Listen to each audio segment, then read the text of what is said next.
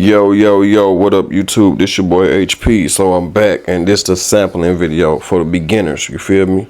So before we get started, I want to tell you that you got to be careful on what you're sampling, and this is just for your ears only. If you plan on making money, you want to kind of get deeper into finding out what you're supposed to sample and what you're not supposed to sample, alright? So do a little research first, then go from there. But anyway, let's get started. I'm going to show y'all this on how to sample. So the first thing you want to do is you want to go to menu. Once you go to menu, let me see.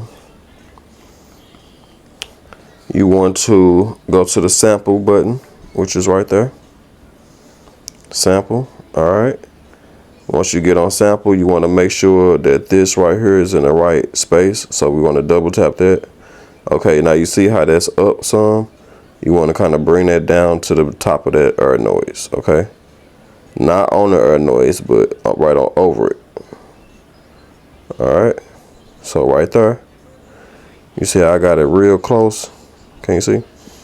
I got it real close, but not on it. All right.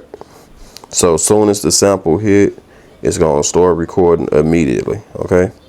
The next thing you want to do, you want to cut this on right here.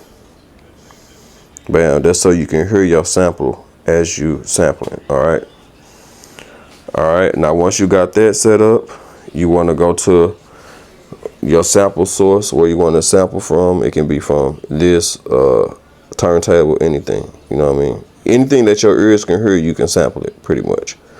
All right, so I'm gonna be sampling this one of my old beats, my old songs, so I'm gonna sample from my own stuff so I won't have no issues with copyright. Okay.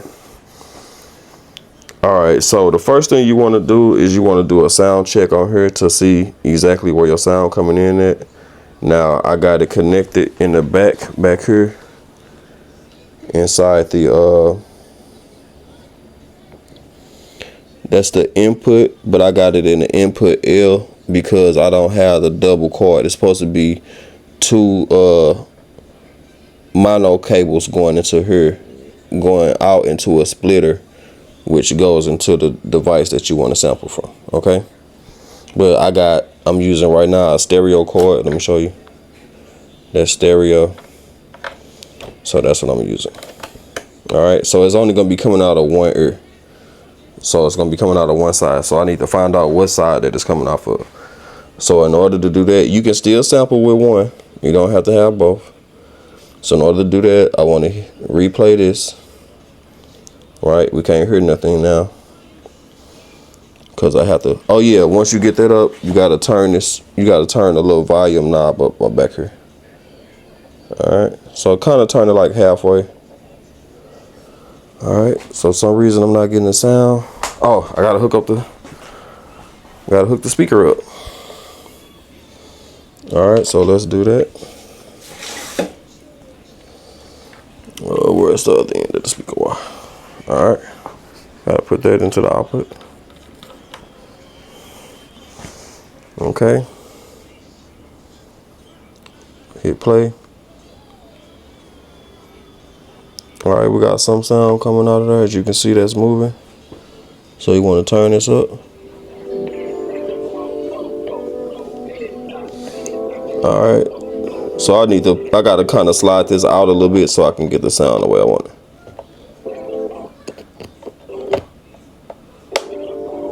Maybe here. Hold on, let me see. So I kind of gotta halfway put it in there so you can get a clear sound. All right, because it's really supposed to be mono. It ain't supposed to be stereo. So.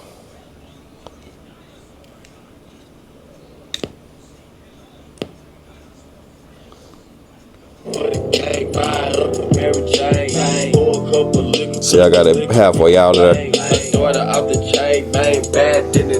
Alright, now you see how that mud booming all the way to the top? You want to turn it down just a little bit so it won't be peeking in the red.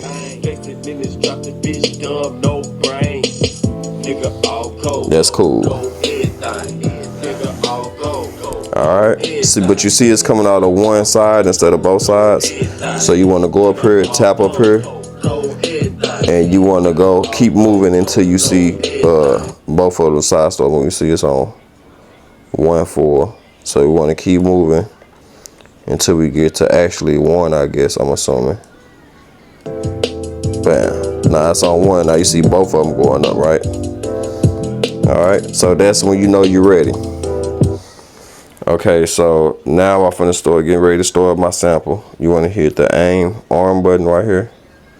Bam, you see how it's not recording? We want to start the track from the beginning. Now, another tip that is always cool for it to be too long, but you never want it too short, okay? Now watch, as soon as I hit play on here, it's gonna start recording on here immediately. Watch this. Hit the play.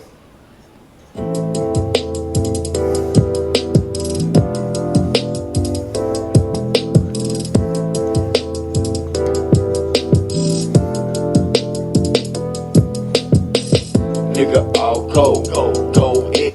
Alright, so that's the part I want. Hit stop. Name the sample.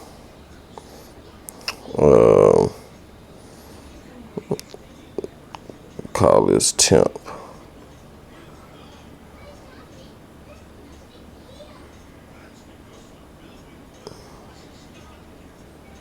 Alright. So we're gonna hit keep. Okay, so now we got the sound in there. You want to go to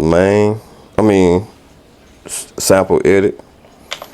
So you want to go to sample edit, and this is where we want to chop it up to see how the length we want it. Now right here it's telling me that it's 150. That's the BPM. So we finna find out. Usually they be right. So I'm finna just start it from the top to see.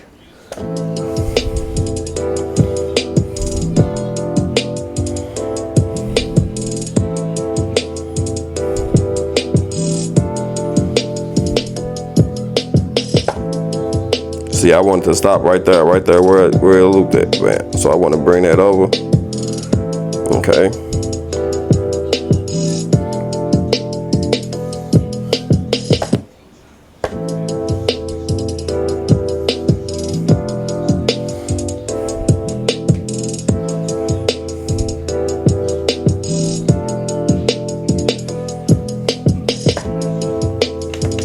All right, so on the end part, you see how I still got it a little bit going over that instead of cutting it right there. Most of the time people will cut it right there, but me, I kind of leave that little tail piece on there. And then what I do is go to main. Since we know it's close to 150, so we want to put the 150 on there. All right, and so we're gonna play that at 8 bars. You can do a full bar just to see if it's looping right. So I'm gonna leave it on 4, and we're gonna hit play. We didn't ever assign that to a pad, so we need to assign that to a pad. All right, so let me see. Go back to sample edit.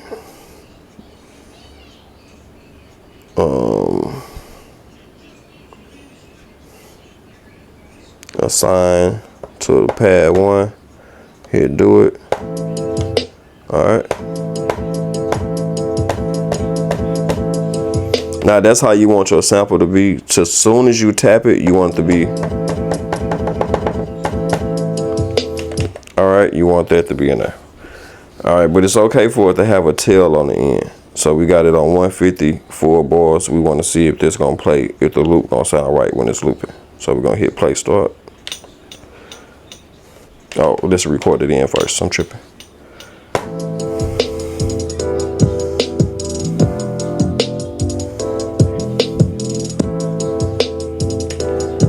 Now you see that?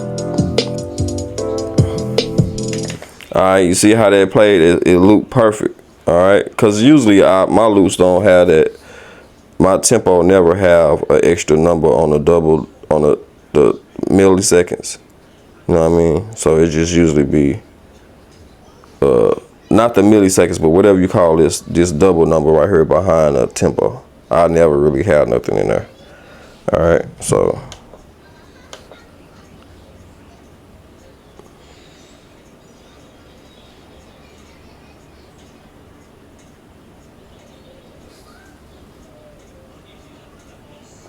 All right, so we finna check this out. Let's see.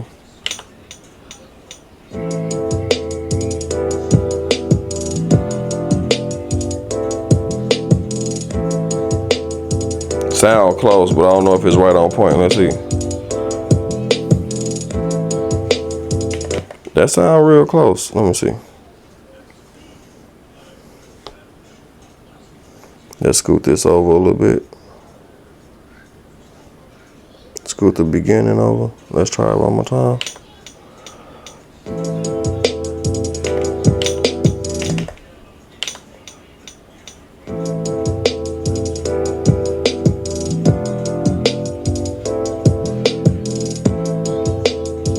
Okay, that sound more on point.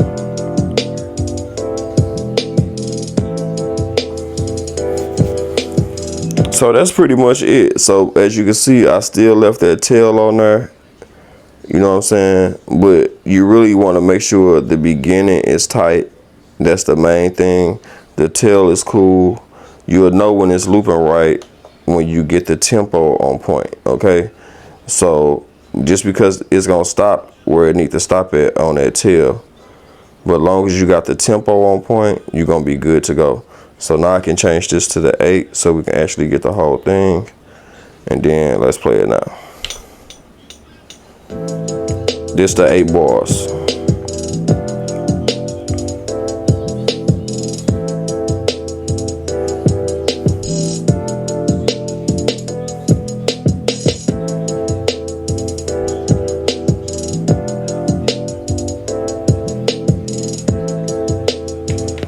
All right, so that's how that works, man. It's easy. So let's say, for instance, if you you got your sample on there and you just trying to get it to loop like how I got it, most of the time the problem is that you have to have the tempo on point. Like I said, once you find that tempo, you just got to keep messing with the tempo until you hear the loop right.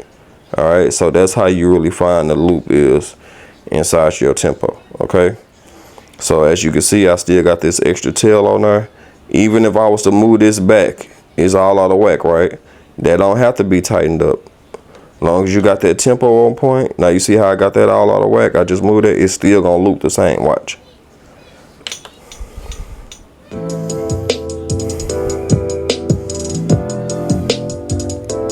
It's gonna cut off right where it needs to cut off at and start over, just because the tempo is on point. All right, watch. See, it never even got to the end part right there. See, watch.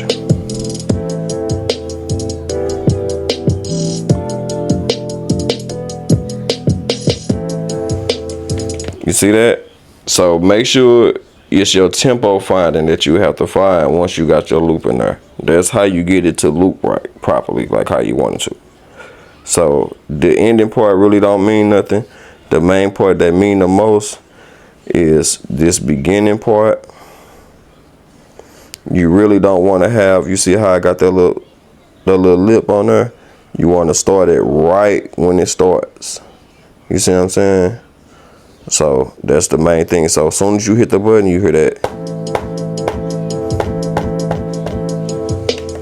All right, so that's that, man. Like I said, make sure y'all be careful on what you're sampling. My opinion is that if you're gonna sample somebody's stuff, you really got to do a lot of chopping on it, you know what I mean, in order for it to clear, because it's got to be, you got to chop the crap out that mug and move the chops around. Like, it can't play the same sequence, okay? But the best thing to really be sampling is to get some of the sounds out of the beat that you like. Like, you can get the kick, the snare. If you like a piano sound, you can just get that one sound, and then you can key it up, all type of stuff. So I'll show y'all that stuff in later videos. I don't know if it's gonna be the next video, but it will be coming up. So just make sure y'all stay tuned, and we're gonna go from there, man. I'm really not into sampling, so because I be disagreeing with sampling. Like, I'm not a sample-based beat maker. I don't know how to play keys. I don't know how to play the keyboard either. But I just believe in keep messing with the keys until you find something that you like, and start off from there. You'll keep making, and the more you go, the better you'll get. at making beats. All right, so don't be afraid to let people hear what come out of your own mind. All right. So with that being said, shout out to y'all. Love y'all. I appreciate y'all for sticking with your boy truly with everything. And we up. Let's go. Peace.